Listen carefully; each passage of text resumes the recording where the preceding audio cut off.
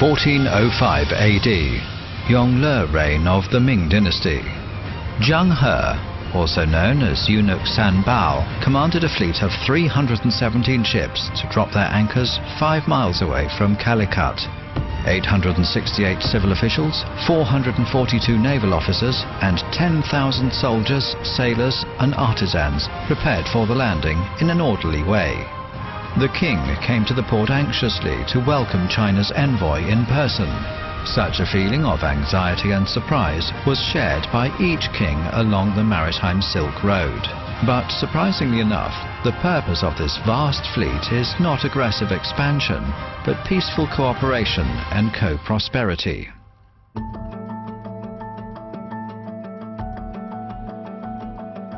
A review of history will shed light on the present.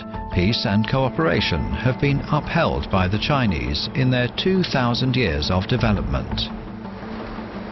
As early as the 1980s, China had brought forward the initiative to shelve differences and engage in joint development, with the hope of solving disputes progressively with all parties involved through peaceful negotiations and common development, and achieving a win-win and all-win outcome.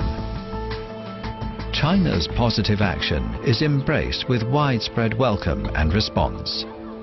In May 2000, the two governments of China and the Philippines issued a joint statement about bilateral cooperation framework in the 21st century, saying, both parties agree to promote the peaceful settlement of disputes through bilateral consultations and negotiations in a friendly manner, based on generally accepted principles of international laws, including UNCLOS 1982.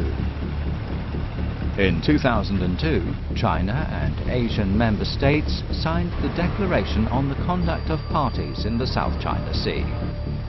In the face of China's goodwill, the Philippines, determined to legalize its unlawful occupation, tries to bring the United States to its side at all means, and spares no efforts in inviting Western companies to engage in predatory exploitation of oil and gas resources. 90年代之后啊，美国大量的石油天然气公司加入到了南海油气开发当中。美国呢还不断调整它的政策，那么加强与菲律宾的防务合作，那么跟菲律宾还每年进行多次的联合军事演习。与此同时呢，美国把南海问题与它的所谓国家利益相挂钩，肆意派出军机军舰闯入南海，扰乱南海的秩序。那么同时，它还是在南海推行它的航行自由计划。 On January the 22nd, 2013, 10 years after the Declaration on the Conduct of Parties in the South China Sea was signed, the Philippines unilaterally submitted the South China Sea disputes to a mandatory arbitration. Doing this, it tore up a series of agreements it had signed and pledged to abide by. 1 year before that, the Chinese government proposed to restart the China-Philippines consultation mechanism for confidence-building measures. But this proposal has once again fallen on deaf ears. For a long time, the Chinese government has been following the approach of solving disputes through peaceful negotiations, while the Philippine government has been acting capriciously. It failed to keep its word and forcibly closed the door of bilateral negotiations.